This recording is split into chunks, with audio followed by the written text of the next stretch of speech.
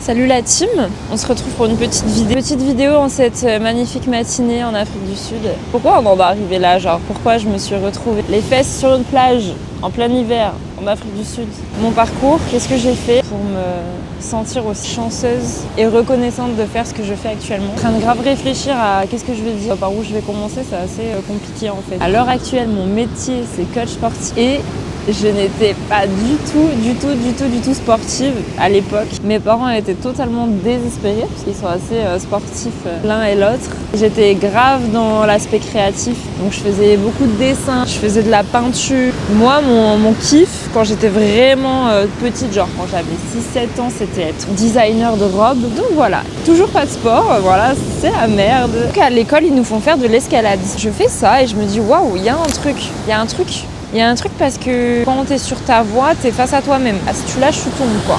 C'est très psycho, en vrai, ce sport. Et j'ai une attirance pour ça. Let's go, je vais voir ma mère, je lui dis maman, je vais faire de l'escalade. Donc elle me met dans un club. Et ma première sortie, c'était en falaise. Donc tu pars avec le van, t'arrives en bas des falaises, tu restes toute la journée là-bas, tu prends ton petit pique-nique avec des gens de ton âge et c'est banger. C'est une qualité de vie qui est quand même assez exceptionnelle. Et mon coach d'escalade, vraiment, il était dur avec nous. Enfin, franchement, c'était pas évident, quoi, les entraînements et tout. Il nous responsabilisait beaucoup. Des fois, on partait en stage grande voie, c'est-à-dire qu'on partait une semaine en montagne, on dormait en camping. Et la veille, il nous prenait « Organisez-vous pour que ça se passe bien ». Et on était en mode « Waouh, vas-y, toi, tu te mets avec toi, on va faire les cordées comme ça, il faut ça, c'est ça comme matériel, faut qu'on passe par là. » Parce que t'as la vie de tes potes entre tes mains. Je regarde si ça filme. L'angoisse, tu sais. Tu parles et ça filme pas.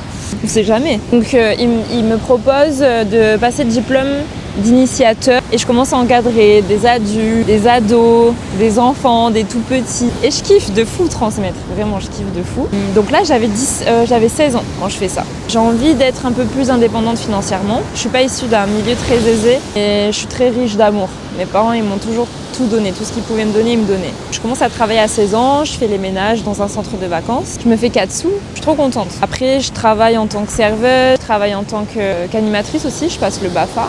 Donc je suis vraiment dans l'organisation, dans l'encadrement, dans l'animation, dans le sport et tout. Ça commence vraiment à devenir ma vibe. Et après, au niveau de l'école et des études, j'ai jamais vraiment kiffé l'école.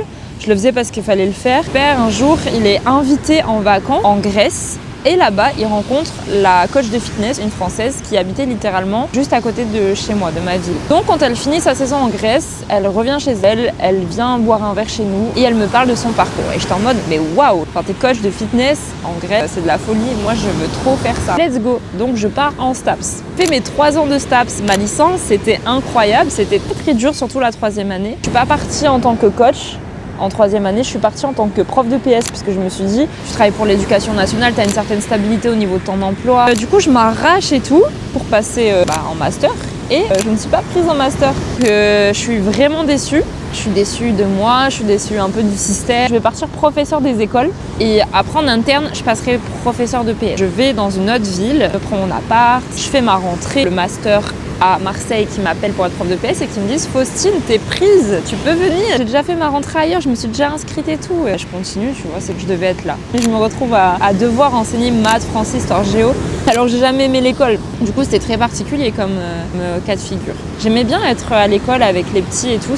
Je remplaçais la directrice, donc quand les petits me voyaient, ils savaient très bien qu'ils allaient avoir sport. J'ai des bons souvenirs avec ça. Le diplôme a passé. Le diplôme, je le rate 2 fois.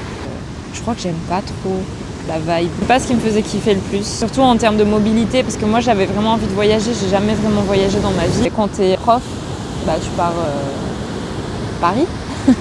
Je reviens sur ma première idée. Je postule dans plusieurs chaînes d'hôtels. Il y a personne qui me relance, sauf le Club Med.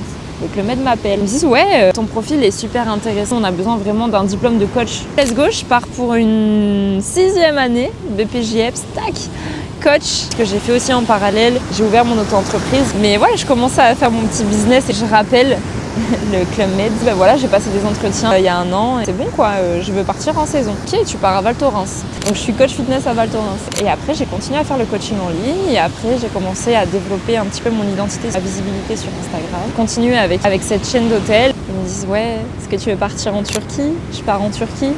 Tu pars au Maroc? Je pars au Maroc. Tu pars en Sicile? Je pars en Sicile. Et me voilà en Afrique du Sud. Et littéralement, je me lève tous les matins et je travaille dans ce genre de cadre-là. Et je me sens hyper chanceuse de pouvoir faire ça, mais en même temps, j'ai charbonné pour le faire. J'avais l'impression de faire beaucoup plus que... Enfin, c'est pas une impression d'ailleurs, je faisais genre 15 fois plus que les autres. Quand ils nous demandaient de faire ça, moi je faisais ça parce que je voulais faire mieux, je voulais faire plus. Et je voulais faire des trucs banger avec vraiment du sens. Impressionner l'auditoire, entre guillemets. J'ai appris à plus du tout me comparer aux autres. Je fais confiance à 200% au process. Et je me dis, ouais, tu travailles comme une ouf. Peut-être que t'as pas les résultats là, mais tu les auras plus tard. Et genre vraiment...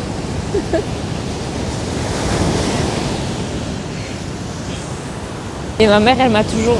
Waouh. Et ma mère, elle m'a toujours dit, c'est dur, je sais que c'est dur. Tiens le coup ma fille, tu vas y arriver. Et j'y suis arrivée. Waouh. Et j'y suis arrivée de fou.